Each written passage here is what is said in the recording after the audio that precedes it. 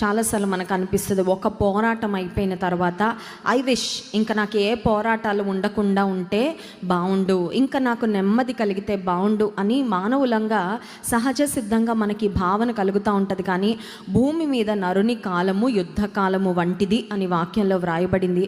కాబట్టి ఈ లోకంలో మనం జీవించినంత కాలము ఏదో ఒక రకమైన పోరాటము మనం పోరాడుతూనే ఉంటాం. కొన్నిసార్లు అవి మానసికమైన పోరాటాలు, కొన్నిసార్లు ఆత్మ సంబంధమైన పోరాటాలు అయితే, మరికొన్ని మన కళ్ళ ఎదుట కనిపించే వ్యక్తులు మనకు శత్రువులుగా మారి మనతో చేసే పోరాటాలు. మనం ఎప్పుడు మర్చిపోకూడదు. అదేంటంటే క్రైస్తవ జీవితంలో, విశ్వాస జీవితంలో మనము ప్రతిరోజు ఏదో ఒక రకమైన పోరాటాన్ని పోరాడుతూ ఉన్నప్పుడు మన టూల్ బాక్స్ ఎప్పుడు మర్చిపోకూడదండి. ఇప్పుడు ఒక డెంటిస్ట్ ఉన్నారనుకోండి, వాళ్ళు డెంటిస్ట్, మనం ఎందుకు కాదంటే వాళ్ళ దగ్గర ఒక టూల్ బాక్స్ ఉంటుంది.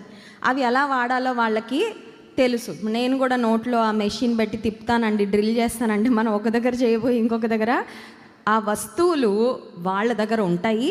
వాళ్ళు వాటిని ఎలా ఉపయోగించాలో అలా ఉపయోగించి ఏదైనా పళ్ళ సమస్యలతో వెళ్ళిన వారికి పరిష్కారము. ఇప్పుడు విశ్వాస జీవితంలో before we go and fight any battle, మన దగ్గర ఉండాల్సిన ఆ టూల్ బాక్స్లో మన దగ్గర ఏముండాలంటే మన దగ్గర దేవుని వాగ్దానాలను చేతపట్టి వెళ్ళాలి. స్తోత్రం చెప్దాం, హల్లెలూయా. ఇప్పుడు యెహోషువ అనే దైవజనునికి యుద్ధానికి వెళ్ళక ముందే దేవుడు ఒక వాగ్దానం ఇస్తూ ఉన్నాడు. ఏమనంటే 8వ వచనం, వారికి భయపడద్దు, నువ్వు భయపడాల్సింది నాకే యెహోషువ, you have to fear me and me alone. నాకు ఒక్కడికే నువ్వు భయపడాలి. నువ్వు ఏ శత్రువుని చూసి భయపడడానికి వీలు.